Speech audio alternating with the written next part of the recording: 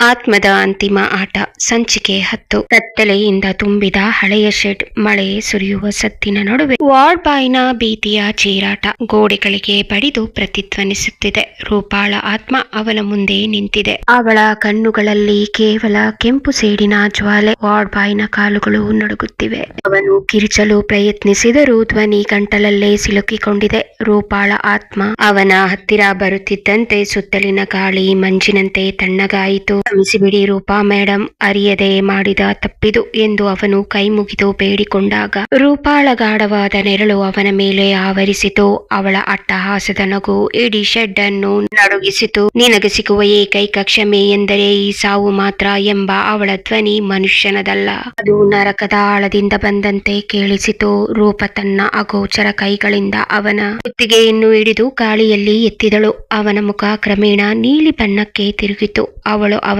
ಕಣ್ಣುಗಳನ್ನೇ ದಿಟ್ಟಿಸಿ ನೋಡುತ್ತಾ, ನಾನು ಅನುಭವಿಸಿದ ಪ್ರತಿ ನೋವಿಗೂ ನೀನು ಬೆಲೆ ತೆರಬೇಕು ಎಂದಳು. ಆ ಹಳೆ ಶೆಡ್ ನಲ್ಲಿ ಸುತ್ತಲಿದ್ದ ವೈದ್ಯಕೀಯ ಉಪಕರಣಗಳು ತಾವಾಗಿಯೇ ಕದಲತೊಡಗಿದವು. ಪಾದ ಶಸ್ತ್ರಚಿಕಿತ್ಸಾ ಉಪಕರಣಗಳು ಗಾಳಿಯಲ್ಲಿ ತೇಲುತ್ತಾ ಅವನ ಸನಿಹ ಬಂದವು.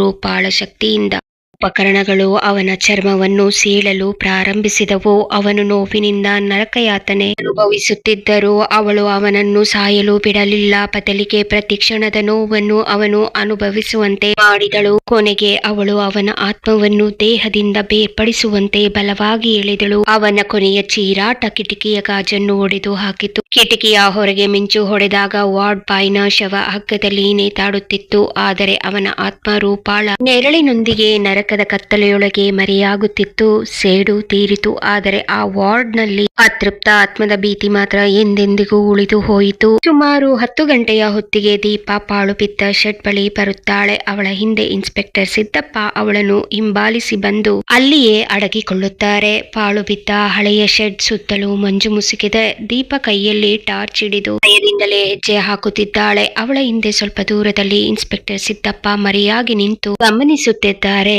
ದೀಪಾಳ ಕಿವಿಯಲ್ಲಿ ಬ್ಲೂಟೂತ್ ಇಯರ್ಫೋನ್ ಇದೆ. ದೀಪಾ ಹೆದರುತ್ತಾ ಮೆಲ್ಲನೆ ಶೆಡ್ನತ್ತ ನಡೆಯುತ್ತಿದ್ದಾಳೆ. ಗಾಳಿಯ ಶಬ್ದ ಮತ್ತು ದೂರದಲ್ಲಿ ಕೂಪೆಯ ಕೂಗು ಕೇಳುತ್ತಿದೆ. ದೀಪಾ ಫೋನ್ ನಲ್ಲಿ ಪಿಸುಗುಟ್ಟುತ್ತಾ, ಸರ್, ನಾನು ಶೆಡ್ ಹತ್ತಿರ ಬಂದಿದ್ದೇನೆ. ಇಲ್ಲಿ ತುಂಬಾ ಕತ್ತಲೆ ಇದೆ. ವಿಪರೀತ ಚಳಿ ಆಗ್ತಿದೆ ಸರ್. ಏನೋ ಒಂದು ಕೆಟ್ಟ ವಾಸನೆ ಬರ್ತಿದೆ. ಇನ್ಸ್ಪೆಕ್ಟರ್ ಸಿದ್ದಪ್ಪ, ದೀಪಾ ಧೈರ್ಯವಾಗಿರು, ನಾನು ನಿನ್ನ ಹಿಂದೆಯೇ ಇದ್ದೇನೆ. ಯಾವುದಕ್ಕೂ ಗಾಬರಿ ಆಗಬೇಡ, ಕಟ್ ಮಾಡಬೇಡ, ನಾನು ಎಲ್ಲವನ್ನೂ ಕೇಳಿಸಿಕೊಳ್ಳುತ್ತಿದ್ದೇನೆ. ದೀಪಾ, ಸರ್, ಒಳಗಡೆ ನಿಶಬ್ದ. ಯಾರೋ ನೋವಿನಿಂದ ನರಳಾಡಿದ ಹಾಗೆ ಇದೆ. ವಾರ್ಡ್ ಬಾಯ್ ಇಲ್ಲೇ ಇರಬಹುದೇ? ಇನ್ಸ್ಪೆಕ್ಟರ್ ಸಿದ್ದಪ್ಪ, ದೀಪಾ, ಟಾರ್ಚ್ ಬೆಳಕನ್ನು ನೇರವಾಗಿ ಒಳಗೆ ಬಿಡಬೇಡ. ಗೋಡೆಗಳ ಬದಿಯಲ್ಲಿ ಮೆಲ್ಲಗೆ ಸಾಕು. ಏನಾದರೂ ಅನುಮಾನಾಸ್ಪದವಾಗಿ ಕಂಡರೆ ಕೂಡಲೇ ನನಗೆ ಸನ್ನೆ ಮಾಡು. ದೀಪಾ ಶೆಡ್ನ ತುಕ್ಕು ಹಿಡಿದ ಬಾಗಿಲನ್ನು ಮೆಲ್ಲನೆ ತಳ್ಳುತ್ತಾಳೆ. ಬಾಗಿಲು ಕಿಚ್ ಎಂಬ ಶಬ್ದ ಮಾಡುತ್ತದೆ. ದೀಪಾಳ ಉಸಿರಾಟದ ವೇಗ ಹೆಚ್ಚಾಗುತ್ತದೆ. ದೀಪಾ ನಡುಗುವ ಧ್ವನಿಯಲ್ಲಿ, ಸರ್, ಬಾಗಿಲು ತೆಗೆದೆ. ಒಳಗಡೆ ಯಾರು ಕಾಣಿಸುತ್ತಿಲ್ಲ, ಆದರೆ ಅಲ್ಲಿ ರಕ್ತದ ಕಲೆಗಳಿವೆ ಸರ್. ಶಸ್ತ್ರಚಿಕಿತ್ಸೆಯ ಉಪಕರಣಗಳು ಎಲ್ಲಾ ಕಡೆ ಹರಡಿವೆ. ನನಗೆ ತುಂಬಾ ಭಯವಾಗುತ್ತಿದೆ. ಸಿದ್ದಪ್ಪ, ದೀಪಾ, ಸಾವರಿಸಿಕೋ, ಹೆದರಬೇಡ. ಕಣ್ಣು ಮುಚ್ಚಿ ಒಂದು ಕ್ಷಣ ನಿಂತು ಆಮೇಲೆ ನೋಡು. ನಾನು ಈಗಲೇ ಒಳಗಡೆ ಬರಬೇಕಾ? ದೀಪಾ, ಬೇಡ ಸರ್, ಈಗಲೇ ಬಂದರೆ ಸತ್ಯ ಏನು ಅಂತ ತಿಳಿಯಲ್ಲ. ಸ್ವಲ್ಪ ಮುಂದೆ ಹೋಗ್ತೀನಿ. ಸ್ವಲ್ಪ ಮುಂದೆ ಹೋಗಿ ಚೀರುತ್ತಾಳೆ. ಅಮ್ಮ, ಸರ್, ಇಲ್ಲಿ ಯಾರೋ ನೇತಾಡುತ್ತಿದ್ದಾರೆ. ವಾರ್ಡ್ ಬಾಯ್ ಇವನೇ ಇರಬಹುದಾ? ಅವನ ಮುಖ ನೀಲಿಯಾಗಿದೆ. ಅವನು ನೇಣು ಹಾಕಿಕೊಂಡಿದ್ದಾನೆ. ಗಾಳಿಯಲ್ಲಿ ಏನೇನೋ ವಸ್ತುಗಳು ತೇಲುತ್ತಿವೆ ಅನ್ನಿಸ್ತಿದೆ. ಸಿದ್ದಪ್ಪ ಗಾಬರಿಯಿಂದ, ದೀಪಾ, ಅಲ್ಲೇ ಇರು, ನಾನು ಬರ್ತಿದ್ದೇನೆ, ಭಯಪಡಬೇಡ. ದೀಪಾ ಮಾತಾಡುವಾಗ ಮಧ್ಯೆ ಅವಳ ಉಸಿರಾಟದ ಶಬ್ದ ಮಾತ್ರ ಕೇಳಿಸುತ್ತಿತ್ತು. ಶೆಡ್ನ ಒಳಗಡೆ ದೀಪ ಕುಸಿದು ಬಿದ್ದಿದ್ದಾಳೆ. ವಾರ್ಡ್ ಬಾಯ್ನ ಶವದ ಕಣ್ಣುಗಳು ಬಾಯಿ ತೆರೆದುಕೊಂಡಿದ್ದು ಮುಖ ವಿರೂಪಗೊಂಡಿದೆ. ಸಿದ್ದಪ್ಪ ಓಡಿ ಬಂದು ಅವಳನ್ನು ಹಿಡಿದುಕೊಳ್ಳುತ್ತಾನೆ. ಸಿದ್ದಪ್ಪ ಗಾಬರಿಯಿಂದ, ದೀಪಾ, ಕಣ್ಣು ಬಿಡು, ಇತ್ತ ನೋಡು, ನಾನು ಸಿದ್ದಪ್ಪ ಬಂದಿದ್ದೇನೆ. ದೀಪಾ ಉಸಿರುಗಟ್ಟಿದ ಧ್ವನಿಯಲ್ಲಿ, ಸರ್, ಅದು ಅವನ ಶವ ನೋಡಿ ಸರ್. ಯಾರೂ ಇಲ್ಲದ ಈ ಜಾಗದಲ್ಲಿ ಅವನು ಅಷ್ಟು ಎತ್ತರಕ್ಕೆ ಹೇಗೆ ಹೋದ? ಅವನ ಕುತ್ತಿಗೆಯನ್ನು ಯಾರೋ ಬಲವಾಗಿ ಹಿಸುಕಿದ್ದಾರೆ ಸರ್. ಅವನ ಮುಖ ನೋಡಿ, ಅವನು ಸಾಯುವಾಗ ಎಷ್ಟು ನರಳಿದ್ದಾನೆ ಅಂತ ಕಾಣ್ತಿದೆ. ಸಿದ್ದಪ್ಪ ವಿಕೃತವಾಗಿದ್ದ ವಾರ್ಡ್ ಬಾಯ್ ಶವವನ್ನು ನೋಡಿ ಬೆಚ್ಚಿ ಬಿದ್ದರು. ಧೈರ್ಯ ತಂದುಕೊಂಡು, ದೀಪಾ, ಗಾಬರಿ ಆಗ್ಬೇಡ, ನನ್ನ ಕಡೆ ನೋಡು, ಇಲ್ಲಿ ಬೇರೆ ಯಾರೂ ಇಲ್ಲ. ನೀನು ಹೇಳಿದ್ದು ಸರಿ ಇರಬಹುದು, ಆದರೆ ನಾವು ಮೊದಲು ಇಲ್ಲಿಂದ ಹೊರಗೆ ಹೋಗಬೇಕು. ದೀಪ ಸರ್, ನಾನು ನೋಡಿದೆ, ಅವನು ಗಾಳಿಯಲ್ಲಿ ತೇಲುತ್ತಿದ್ದ. ಅಲ್ಲಿನ ಚಾಕುಗಳು ನನ್ನ ಮೈ ಮೇಲೆ ತಾವಾಗಿಯೇ ಕೀಚುತ್ತಿದ್ದವು. ಇದು ಮನುಷ್ಯ ಮಾಡಿದ್ದಲ್ಲ. ಸಿದ್ದಪ್ಪ ದೀಪಾಳ ಭುಜ ಹಿಡಿದು ಕುಲುಕು. ದೀಪ, ಸಾವರಿಸಿಕೋ. ನೀನು ಒಬ್ಬ ಧೈರ್ಯವಂತ ಹುಡುಗಿಯಾಗಿ ಹೀಗೆ ಹೆದರಿದರೆ ಹೇಗೆ? ನೋಡು ಇಲ್ಲಿ. ಯಾವುದೇ ಉಪಕರಣಗಳು ಚಲಿಸುತ್ತಿಲ್ಲ. ಗಾಳಿಯ ಹೊಡೆತಕ್ಕೆ ಏನೋ ಬಿದ್ದಿರಬಹುದು. ವಾರ್ಡ್ ಬಾಯ್ ಸಾವಿಗೆ ಬೇರೆ ಏನೋ ಕಾರಣ ಇರಬಹುದು. ನಾವು ಇದನ್ನು ಕಂಡು ಹಿಡಿಯೋಣ. ದೀಪ ಅಳುತ್ತಾ, ಸರ್, ಕಾನೂನಿಗೆ ಸಿಗದ ಶಿಕ್ಷೆ ಇಲ್ಲಿ ಸಿಗ್ತಿದೆ. ಅವನ ಕಣ್ಣುಗಳಲ್ಲಿ ನನಗೆ ರೂಪಕ್ಕ ಅನುಭವಿಸಿದ ನೋವು ಕಾಣಿಸ್ತಿದೆ. ಸರ್, ಇಲ್ಲಿಂದ ಹೋಗೋಣ. ನನ್ಗೆ ಇಲ್ಲಿರಲು ಭಯವಾಗ್ತಿದೆ. ಸಿದ್ದಪ್ಪ, ಇಲ್ಲ ದೀಪ, ನಿನಗೆ ಏನು ಆಗಲು ನಾನು ಬಿಡಲ್ಲ. ನೋಡು, ಈಗಷ್ಟೇ 10 ಗಂಟೆ ಆಗಿದೆ. ನಾವು ತಕ್ಷಣ ಇಲ್ಲಿಂದ ಹೊರಡೋಣ. ತುಂಬಾ ಹೊತ್ತು ಇಲ್ಲಿ ಇರೋದು ಸರಿಯಲ್ಲ. ಮೊದಲು ಈ ವಿಷಯ ನಾನು ನನ್ನ ಪರಿಚಯದ ಕಾನ್ಸ್ಟೇಬಲ್ಗೆ ತಿಳಿಸುತ್ತೇನೆ. ಆದರೆ ಅದಕ್ಕೂ ಮೊದಲು ನಿನ್ನನ್ನು ಸುರಕ್ಷಿತ ಜಾಗಕ್ಕೆ ತಲುಪಿಸಬೇಕು. ಈ ಶವದ ಸ್ಥಿತಿ ನೋಡಿದರೆ ಇದು ಯಾವುದೋ ಒಂದು ಸಾಮಾನ್ಯ ಕೊಲೆಯಲ್ಲ ಅಂತ ನನಗೂ ಅನ್ನಿಸುತ್ತಿದೆ. ಆದರೆ ನಾವು ಧೈರ್ಯ ಕಳ್ಕೊಳ್ಬಾರ್ದು. ದೀಪ ತನ್ನ ಮೊಬೈಲ್ ನೋಡುತ್ತಾ, ಸರ್, ಫೋನ್ ನಲ್ಲಿ ಸಿಗ್ನಲ್ ಹೊರಟು ಹೋಗಿದೆ. ಈ ಶೆಡ್ ಒಳಗೆ ಬಂದಾಗಿನಿಂದ ಏನೋ ಭಯ ಸರ್. ಪ್ಲೀಸ್ ನಡೀರಿ ಇಲ್ಲಿಂದ. ಸಿದ್ದಪ್ಪ ಟಾರ್ಚ್ ಬೆಳಕನ್ನು ಬಿಡುತ್ತಾ, ದೀಪ ಬಾ, ಮೆಲ್ಲನೆ ಎದ್ದೇಳು. ನನ್ನ ಕೈ ಹಿಡಿದುಕೋ. ನಾವು ಇಲ್ಲಿಂದ ಹೊರಟು ನೇರವಾಗಿ ಮನೆಗೆ ಹೋಗೋಣ. 1 ನಿಮಿಷ ಇರು ಎನ್ನುತ್ತಾ ಸಿದ್ದಪ್ಪ ಟಾರ್ಚ್ ಬೆಳಕನ್ನು ಸುತ್ತಲೂ ಹರಿಸುತ್ತಾ ಏನನ್ನು ಹುಡುಕುತ್ತಿದ್ದಾನೆ. ದೀಪ ಪಕ್ಕದಲ್ಲಿ ನಿಂತು ಗಮನಿಸುತ್ತಿದ್ದಾಳೆ. ಸಿದ್ದಪ್ಪ, ದೀಪ, ಅವನ ಫೋನ್ ಎಲ್ಲೂ ಕಾಣಿಸ್ತಿಲ್ಲ. ಕೊಲೆಗಾರ ತೆಗೆದುಕೊಂಡು ಹೋಗಿರಬಹುದಾ? ದೀಪ, ಇರಬಹುದು ಸರ್. ಸಾಕ್ಷಿ ನಾಶ ಮಾಡಲು ಫೋನ್ ಮೊದಲ ಗುರಿ ಅಲ್ವ? ಸಿದ್ದಪ್ಪ ಶವದ ಸುತ್ತ ಬಾಗಿ ನೋಡಿ, ಅಲ್ಲಿ ನೋಡು, ಆ ಹಳೆಯ ಸ್ಟ್ರೆಚರ್ ಕೆಳಗೆ ಏನೋ ಮಿನುಗುತ್ತಿದೆ. ದೀಪ, ಹೌದು ಸರ್, ಅದು ಮೊಬೈಲ್ ತರಾನೇ ಕಾಣ್ತಿದೆ. ಸಿದ್ದಪ್ಪ ಕೈಗವಸು ಹಾಕಿಕೊಂಡು ಫೋನ್ ಎತ್ತಿಕೊಳ್ಳುತ್ತಾ, ಹೌದು, ಇದು ವಾರ್ಡ್ ಬಾಯ್ ಮೊಬೈಲ್ ಫೋನೇ. ಅದೃಷ್ಟವಶಾತ್ ಸಿಕ್ಕಿತು. ಅದರಲ್ಲಿ ಏನಾದರೂ ಸುಳಿವು ಇರಬಹುದೇ? ದೀಪ ನಡುಗುತ್ತಾ, ನಡೀರಿ ಸರ್, ಬೇಗ ನಡೀರಿ. ಸಿದ್ದಪ್ಪ ದೀಪಾಳನ್ನು ಹಿಡಿದುಕೊಂಡು ಮೆಲ್ಲನೆ ಶೆಡ್ನಿಂದ ಹೊರಗೆ ಕರೆತರುತ್ತಾನೆ. ದೀಪ ಹಿಂದಕ್ಕೆ ತಿರುಗಿ ನೋಡಲು ಹೆದರುತ್ತಿದ್ದಾಳೆ. ಕತ್ತಲೆಯಲ್ಲಿ ಆ ಹಳೆಯ ಶೆಡ್ ಒಂದು ದೊಡ್ಡ ರಾಕ್ಷಸನಂತೆ ಕಾಣುತ್ತಿದೆ. ವಾರ್ಡ್ ಬಾಯ್ನ ವೈಯಕ್ತಿಕ ದ್ವೇಷ ಅಥವಾ ಅವನಿಂದ ತೊಂದರೆಗೊಳಗಾದ ಬೇರೆಯವರು ಈ ಕೃತ್ಯ ಎಸಗಿರಬಹುದೇ ಎಂದು ಸಿದ್ದಪ್ಪ ದೀಪ ಅನುಮಾನ ಪಡುತ್ತಾ ಮಾತು ಮುಂದುವರಿಸುತ್ತಾರೆ. ದೀಪ, ಸರ್, ಅವನ ಸ್ಥಿತಿ ನೋಡಿ ನನಗೆ ಉಸಿರೇ ನಿಂತು ಹೋದಂತಾಗಿದೆ. ಯಾರು ಇಷ್ಟು ಕ್ರೂರವಾಗಿ ಕೊಲೆ ಮಾಡಿರಬಹುದು? ಸಿದ್ದಪ್ಪ, ದೀಪ, ಮೊದಲು ಸಮಾಧಾನ ಮಾಡ್ಕೋ. ಈ ವಾರ್ಡ್ ಬಾಯ್ ಚರಿತ್ರೆ ಅಷ್ಟೇನು ಚೆನ್ನಾಗಿರ್ಲಿಲ್ಲ ಅನ್ನೋದು ನನಗೂ ಮೊದಲೇ ಗೊತ್ತಿತ್ತು. ಇಲ್ಲಿರುವ ನರ್ಸ್ ನನ್ನ ಫ್ರೆಂಡ್ ಮಗಳು. ಅವಳನ್ನು ನಾನು ವಿಚಾರಿಸಿದಾಗ ಕೆಲವು ವಿಷಯಗಳು ತಿಳಿದವು. ಆಸ್ಪತ್ರೆಯಲ್ಲಿ ಇವನ ಬಗ್ಗೆ ತುಂಬಾ ದೂರುಗಳಿದ್ದವು. ರೋಗಿಗಳ ಸಂಬಂಧಿಕರ ಜೊತೆ ಇವನು ಹಣಕ್ಕಾಗಿ ಜಗಳ ಆಡುತ್ತಿದ್ದ ಅಂತ ನನ್ನ ಫ್ರೆಂಡ್ ಮಗಳು ಹೇಳಿದ್ಲು. ದೀಪ, ಅಂದರೆ ಇವನಿಂದ ಯಾರಿಗಾದರೂ ತೊಂದರೆಯಾಗಿತ್ತೆ ಸರ್? ಹಣದ ವಿಚಾರಕ್ಕೆ ಯಾರಾದರೂ ಹೀಗೆ ಮಾಡಿರಬಹುದೇ? ಸಿದ್ದಪ್ಪ, ಇರಬಹುದು. ನೋಡು, ಅವನ ದೇಹದ ಮೇಲಿನ ಗಾಯಗಳು ವೈಯಕ್ತಿಕ ದ್ವೇಷವನ್ನು ತೋರಿಸುತ್ತಿವೆ.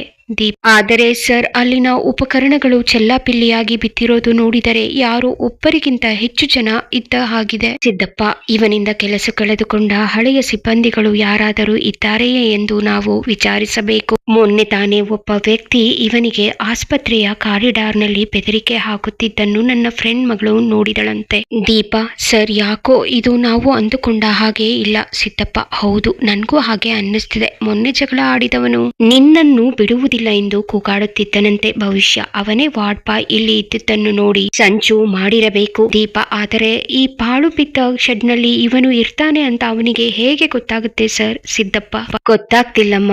ದೀಪ, ಇವನ ಫೋನ್ ನಲ್ಲಿ ಏನಾದರೂ ಸುಳಿವು ಸಿಗಬಹುದೇನೋ ಅಲ್ವಾ ಸರ್? ಸಿದ್ದಪ್ಪ, ಹೌದು, ನಲ್ಲೇ ಪತ್ತೆ ಹಚ್ಚಬೇಕು. ಈ ಕೊಲೆಗಾರ ತುಂಬಾ ತಯಾರಿ ನಡೆಸಿಯೇ ಬಂದಿದ್ದಾನೆ. ದೀಪ, ಸರ್, ಶವದ ಹತ್ತಿರ ಆ ಕತ್ತರಿಗಳು ಇದ್ದಿರೋದು ನೋಡಿದರೆ ಇದು ಯಾವುದೋ ಹಳೆಯ ಸೇಡಿನಂತೆ ಕಾಣುತ್ತಿದೆ. ಸಿದ್ದಪ್ಪ, ನಿಜ, ಇವನಿಂದ ಮೋಸ ಹೋದವರು ತುಂಬಾ ಜನ ಇದ್ದಾರೆ. ಪಟ್ಟಿ ದೊಡ್ಡದೇ ಇದೆ. ದೀಪ, ವಾರ್ಡ್ ಬಾಯ್ನ ಈ ಸಾವು ನನಗೇಕೋ ಕೇವಲ ಹಣದ ವಿಚಾರ ಅನ್ನಿಸುತ್ತಿಲ್ಲ. ದೀಪ, ನನಗೂ ಹಾಗೆಯೇ ಅನ್ನಿಸುತ್ತಿದೆ. ಇದು ತುಂಬಾ ಆಳವಾದ ದ್ವೇಷದ ಪ್ರತಿಫಲ. ದೀಪ, ಸರ್, ಒಬ್ಬ ಮನುಷ್ಯ ಇನ್ನೊಬ್ಬನನ್ನು ಇಷ್ಟು ಭೀಕರವಾಗಿ ಸಾಯಿಸಲು ಸಾಧ್ಯವೇ? ಸಿದ್ದಪ್ಪ, ಮನುಷ್ಯನ ದ್ವೇಷ ಮಿತಿ ಮೀರಿದಾಗ ಅವನಿಗಿಂತ ಕ್ರೂರಿ ಯಾರೂ ಇರಲ್ಲ. ದೀಪ, ನಿಜ ಸರ್, ವಾರ್ಡ್ ಬಾಯ್ ಮಾಡಿದ ತಪ್ಪು ಅವನನ್ನು ಈ ಸ್ಥಿತಿಗೆ ತಂದಿದೆ. ಸಿದ್ದಪ್ಪ, ಬಾ, ಗಾಬರಿ ಬೇಡ, ಕಾರ್ ಬಳಿ ಹೋಗೋಣ. ದೀಪ, ಸರ್, ಆ ಕತ್ತಲೆಯಲ್ಲಿ ಯಾರೋ ನಗುತ್ತಿರುವ ಶಬ್ದ ಕೇಳಿಸಿದಂತಾಯ್ತು. ಸಿದ್ದಪ್ಪ, ಅದು ಗಾಳಿಯ ಶಬ್ದ ಅಷ್ಟೇ, ಬಾ ಹೋಗೋಣ. ಮೊಬೈಲ್ ಸಿಕ್ಕಿತು. ಸದ್ಯ ಇದು ವಾರ್ಡ್ ಬಾಯ್ದೆ ಹಾಗಿದ್ರೆ ಸಾಕು. ದೀಪ, ಸರ್, ಮೊಬೈಲ್ ಆಮೇಲೆ ನೋಡೋಣ. ಪ್ಲೀಸ್, ಮೊದಲು ಇಲ್ಲಿಂದ ಹೊರಡೋಣ. ಸಿದ್ದಪ್ಪ, 1 ನಿಮಿಷ ಇರು. ದೀಪ, ಲಾಕ್ ಆಗಿದೆಯಾ ಅಂತ ನೋಡ್ತೀನಿ. ದೀಪ ಸರ್ ಬೇಡ, ಯಾರಾದರೂ ನೋಡಿಬಿಟ್ಟರೆ ಕಷ್ಟ. ಆ ವಾಸನೆ ಮತ್ತು ಈ ಕತ್ತಲೆ ನನಗೆ ಉಸಿರುಗಟ್ಟಿಸುತ್ತಿದೆ. ಸಿದ್ದಪ್ಪ ಇದರಲ್ಲಿ ಏನಾದರೂ ಇಂಪಾರ್ಟೆಂಟ್ ಇರಬಹುದು, ಒಂದು ಸೆಕೆಂಡ್. ದೀಪ ಸಿದ್ದಪ್ಪನ ಕೈ ಹಿಡಿದು ಎಳೆಯುತ್ತಾ ತುಂಬಾ ಭಯ ಆಗ್ತಿದೆ. ಗಾಳಿಯ ಶಬ್ದ ಬದಲಾಗುತ್ತಿದೆ, ಯಾರೋ ಬರ್ತಿರೋ ಹಾಗೆ ಅನ್ನಿಸುತ್ತಿದೆ. ಸಿದ್ದಪ್ಪ ಸರಿ ಸರಿ ಭಯ ಪಡ್ಬೇಡ, ಫೋನ್ ನ ಜೇಬಿಗೆ ಹಾಕಿಕೊಳ್ಳುತ್ತೇನೆ, ಮನೆಗೆ ಹೋಗಿ ನಿಧಾನವಾಗಿ ಚೆಕ್ ಮಾಡೋಣ. ದೀಪ ಸರ್ ಇದು ಭಯ ಹುಟ್ಟಿಸುವ ಜಾಗ ತರ ಕಾಣ್ತಿದೆ, ನಾವು ಇಲ್ಲಿ ಎಷ್ಟು ಹೊತ್ತು ಇರ್ತೀವೋ ಅಷ್ಟು ಅಪಾಯ. ಸಿದ್ದಪ್ಪ ನೀನು ಹೇಳೋದು ಸರಿ, ಇಲ್ಲಿ ಸಿಗ್ನಲ್ ಕೂಡ ಇಲ್ಲ, ಯಾರನ್ನಾದರೂ ಕಾಂಟ್ಯಾಕ್ಟ್ ಮಾಡೋಕ್ಕೂ ಆಗ್ತಿಲ್ಲ. ದೀಪ ಸರ್ ಬಾಗಿಲು ಕಡೆ ನೋಡಿ, ಯಾರೋ ನೆರಳು ಸರಿದ ಹಾಗಾಯ್ತು, ಬೇಗ ಬನ್ನಿ. ಸಿದ್ದಪ್ಪ ಗಾಬರಿ ಆಗ್ಬೇಡ, ಹತ್ತಿರವೇ ಇದೆ, ನಡಿ ಓಡೋಣ. ದೀಪ ಜೀವ ಕೈಯಲ್ಲಿ ಹಿಡಿದು ಬಂದಿದ್ದೇನೆ ಸರ್, ಇನ್ನು ಒಂದು ಕ್ಷಣ ಇಲ್ಲಿರಲು ಸಾಧ್ಯವಿಲ್ಲ. ಸಿದ್ದಪ್ಪ ಫೋನ್ ಸಿಕ್ಕಿದೆ, ದೊಡ್ಡ ವಿಷಯ. ಬಾ ದೀಪ, ಟಾರ್ಚ್ ಆರಿಸು, ಕತ್ತಲೆಯಲ್ಲಿ ಹೊರಗೆ ಹೋಗೋಣ.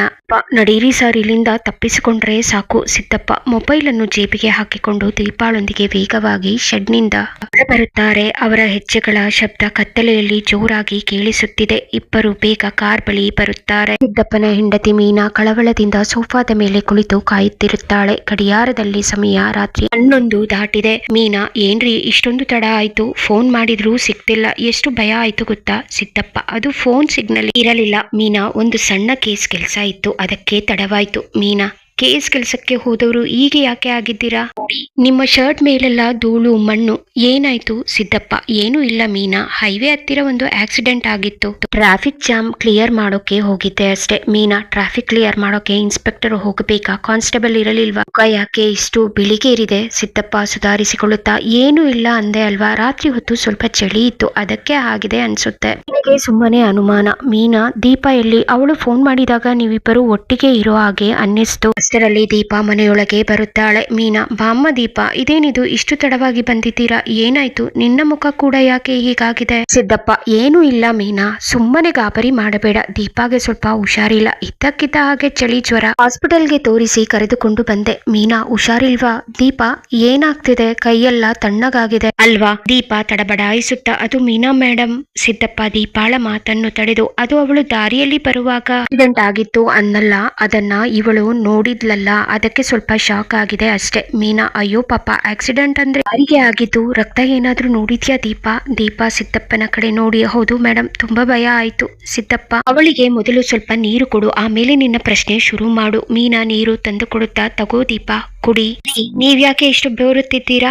ನೀವು ಅವಳ ಜೊತೆ ಇರಲಿಲ್ವಾ? ಸಿದ್ದಪ್ಪ ನಾನು ಜಂಕ್ಷನ್ ಹತ್ತಿರ ಇದ್ದೆ. ಮೀನಾ ಪೊಲೀಸ್ ಆಗಿರೋ ನಿಮ್ಗೆ ಈ ಆಕ್ಸಿಡೆಂಟ್ ಎಲ್ಲ ಹೊಸದಾ? ಯಾಕೆ ಇಷ್ಟು ಗಾಬರಿಯಾಗಿದ್ದೀರಾ? ಸಿದ್ದಪ್ಪ ಪೊಲೀಸ್ ಆದ್ರೂ ಮನುಷ್ಯ ಅಲ್ವಾ ಮೀನಾ?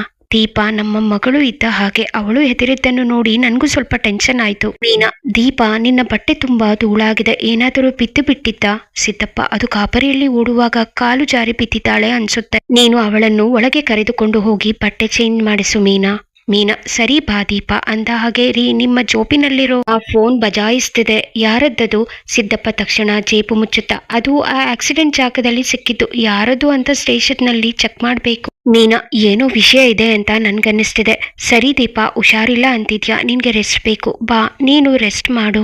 ದೀಪ thanks madam. Thanks sir. Siddappa ಸರಿ ದೀಪ, ನೀನು ರೆಸ್ಟ್ ತಗೋ, ನಾನು ಇಲ್ಲೇ ಇದ್ದೀನಿ, ಗಾಬರಿ ಬೇಡ. ಮೀನಾ ದೀಪಾಳನ್ನು ಕರೆದುಕೊಂಡು ಒಳಗೆ ಹೋಗುತ್ತಾಳೆ. ಸಿದ್ದಪ್ಪ ನಿಟ್ಟುಸಿರು ಬಿಟ್ಟು ವಾರ್ಡ್ ಬಾಯ್ ಮೊಬೈಲ್ ಫೋನ್ ಅನ್ನು ಜೇಬಿನಿಂದ ತೆಗೆದು ಮೌನವಾಗಿ ನೋಡುತ್ತಾನೆ. ಮುಂದೇನು ಸಿದ್ದಪ್ಪನಿಗೆ ಸಿಕ್ಕಿದ ಫೋನ್ ವಾರ್ಡ್ ಬಾಯ್ದೇನಾ? ಅದರಲ್ಲಿ ಸಿದ್ದಪ್ಪನಿಗೆ ಏನಾದ್ರೂ ಇನ್ಫಾರ್ಮೇಶನ್ ಸಿಗುತ್ತಾ? ತಿಳ್ಕೋಬೇಕಾ? ಕತೆಗಾಗಿ ಕಮೆಂಟ್ ಮಾಡಿ ನಿಮ್ಮ ಆಲೋಚನೆಗಳನ್ನು ಹಂಚಿಕೊಳ್ಳಿ. ಈ ಕತೆ ಹೇಗೆ ಅನಿಸಿತು ಎಂಬುದನ್ನು ಕಮೆಂಟ್ ವಿಭಾಗದಲ್ಲಿ ತಿಳಿಸಿ. ಇಷ್ಟವಾದಲ್ಲಿ ಲೈಕ್ ಮಾಡಿ ಮತ್ತು ಚಾನೆಲ್ ಸಬ್ಸ್ಕ್ರೈಬ್ ಮಾಡಲು ಮರೆಯಬೇಡಿ. ನಿಮ್ಮ ಬೆಂಬಲಕ್ಕೆ ಧನ್ಯವಾದಗಳು.